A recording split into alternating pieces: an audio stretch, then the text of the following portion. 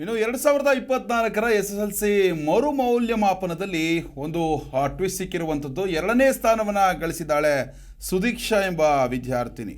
ರಾಜ್ಯಕ್ಕೆ 2ನೇ ಟಾಪರ್ ಆಗಿದ್ದಾಳೆ. ಈ ಮುಂಚೆ ಸುದೀಕ್ಷಾಗೆ 625ಕ್ಕೆ 620 ಅಂಕ ಬಂದಿರುತ್ತೆ.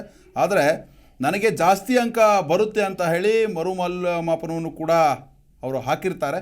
ಗಣಿತದಲ್ಲಿ ಇನ್ನು 4 ಹೆಚ್ಚು ಅಂಕ ಕೂಡ ಅವರಿಗೆ ಲಭಿಸಿರುವಂಥದ್ದು. ಹೀಗಾಗಿ 625ಕ್ಕೆ 624 ಅಂಕದ ಮೂಲಕ ರಾಜ್ಯಕ್ಕೆ 2ನೇ ಟಾಪರ್ ಕೂಡ ಆಗಿರುವಂಥದ್ದು ಸುದೀಕ್ಷಾ. ಇನ್ನು ಮೊದಲ ಫಲಿತಾಂಶದಲ್ಲಿ ಮೈಸೂರಿನ ಸುದೀಕ್ಷಾಗೆ 625ಕ್ಕೆ 620 ಅಂಕ ಸಿಕ್ಕಿರುತ್ತೆ.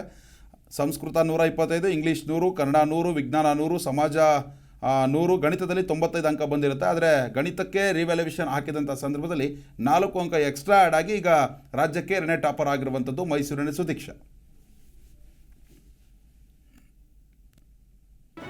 ಜಿ ಕನ್ನಡ ನ್ಯೂಸ್ ಈಗ ನಿಮ್ಮ ಮನೆಯಲ್ಲೇ ನೋಡಿ. ಎಲ್ಲ ಕೇಬಲ್ಗಳಲ್ಲಿ ಈಗ ಲಭ್ಯ. Sun Direct 292, Jio TV 1334, U digital 162, city cable 51, GTPL 17, Abhishek cables 821, Rock Line telecommunication 51, Shri Basaveshwara number 60, Vinayaka digital number 53, in digital number 896ರಲ್ಲಿ. ನಿಮ್ಮಿಸ್ತದ ಜಿ ಕನ್ನಡ ನ್ಯೂಸ್ ನೋಡಿ ಆನಂದಿಸಿ.